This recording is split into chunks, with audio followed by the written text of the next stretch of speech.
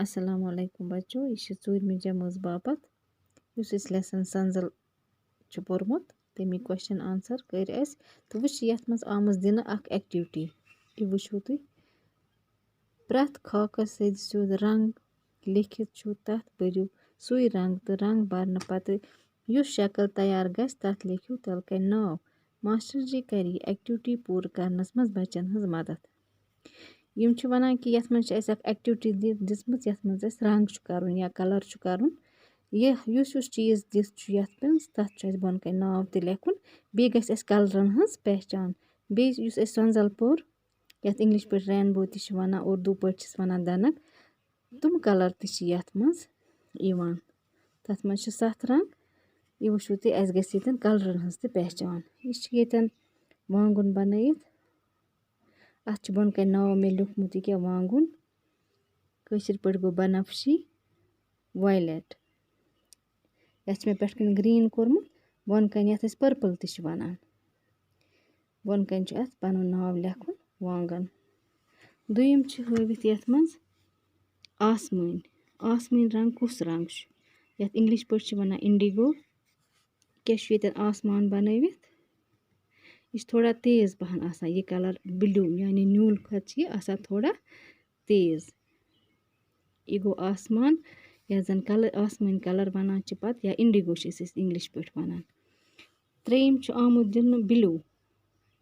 यथ न्यूल वनान यह यतन बैग बनयित तो अत यह कलर करन न्यूल रंग बोन कन अत पनुन नाव लेखुन यह क्या यह कुस चीज यथ मे लिखमुत यह बैग। अम पत ग्रीन यथ कशर पे सब्ज वनान यतन बनयित तोत यथ मे रंग कोर्मुत सब्ज रंग यह क्या वुचान तुम ते कड़ो पन्ने किताब यथ मज तुम अत यम जन चीज हवित तोत बैग यमन करो पनुन पनुन कलर यथ मे लिखमुत बोन कन तोत। अम पत येलो यथ कशर पे वनान लिदुर रंग यतन आमुत केल हावन तथ कलर कोर्मुत लिदुर गई केल। अम सत कलरन हज पहचान गसित ऑरेंज गो संगतर रंग यतन बनयित संगतर यह कलर ऑरेंज कलर यथ जन अस नाव पत लेखुन यह क्या यतन मे यथ लिखमुत यतन यह हसा संगतर। अम पत रेड यथ कशर पे वनान वजुल रंग यतन मर्चवांगुन दित यथ मे रेड कलर कोर्मुत अत पत कन डंड हिश बनयित अत मे कोर्मुत सब्ज रंग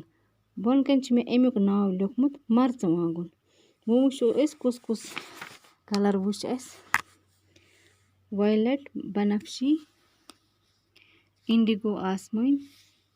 ब्लू न्यूल ग्रीन गो सब्ज येलो लिदुर। अम पत गो ऑरेंज संगतर रंग रेड गो वजुल तो वुच अम पत हवित चीजन हंद नाव युस चीज अस रंग कोर कलर कोर तुमन हंद नाव वांगुन मर्चवांगुन संगतर बैग तोत आसमान केल। शुक्रिया।